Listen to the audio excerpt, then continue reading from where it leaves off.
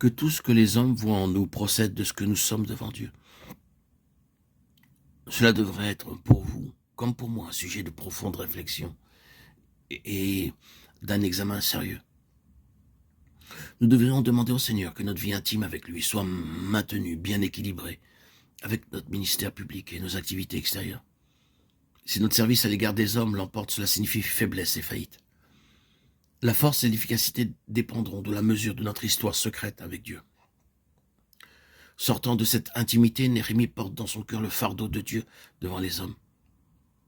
Je pense qu'il l'aurait gardé pour lui, mais il est surpris et se trouve dans la crainte, comprenant qu'il s'est trahi involontairement, et lorsque ceux de l'extérieur percevront son changement d'attitude, ils diront « Rien n'est anormal dans cette situation. Ce n'est pas une affaire professionnelle. C'est une chose à laquelle il s'est intéressé et qui est devenue pour lui une question de vie ou de mort. Ce fardeau est au fond de son cœur. » Les hommes sont effectivement capables de discerner s'il en est ainsi ou non. Oh, les hommes savent peut-être mieux que nous ne le pensons, si nous sommes sincères ou s'il s'agit d'une prétention, si nous leur apportons ce que nous avons lu dans un livre ou si nous parlons de ce qui procède de notre cœur. Si cette chose a été entendue quelque part ou si elle est le résultat d'un travail intérieur. Je parle des frères qui sont plus spécialement chargés d'un ministère public. J'aimerais insister tout spécialement auprès de vous pour que vous recherchiez toujours à engager profondément vos cœurs à l'égard de tout ce que vous avez à dire publiquement.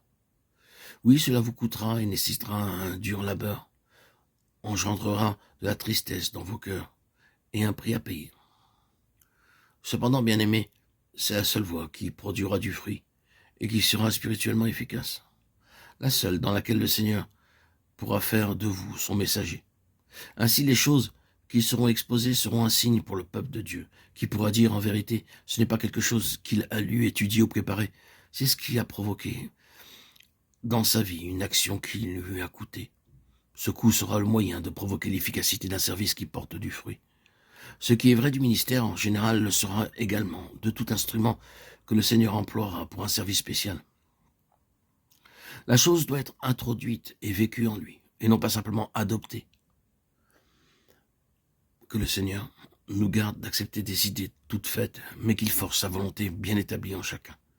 Néhémie est un homme ayant un fardeau et dont le cœur est prédisposé, profondément façonné par Dieu, afin qu'il puisse partager sa douleur et son travail divin. Le Seigneur ne veut pas d'ouvriers qui entreprennent son ouvrage, il désire des hommes travaillant et souffrant avec lui pour ses intérêts. Il ne veut pas d'employés, il désire des fils. Il ne demande pas des experts, il recherche des passionnés dans le cœur desquels son besoin apparaît clairement. Il fait plier devant lui, dans un élan de cœur, ceux qu'il a introduits dans la situation. Ce n'est pas une préoccupation mentale de doctrine et de vérité, c'est un fardeau du cœur, à cause de la situation spirituelle de son peuple. Sommes-nous sensibles et exercés à réagir de cette manière? Sommes-nous dans cette disposition de cœur quand il s'agit des intérêts de Dieu? Nous sommes-nous engagés dans un travail pour le Seigneur en nous associant à une certaine cause? Ou avons-nous ressenti de notre âme le fardeau et la douleur de Dieu absorbant notre vie jusqu'à la sacrifier, sans nous laisser indifférents?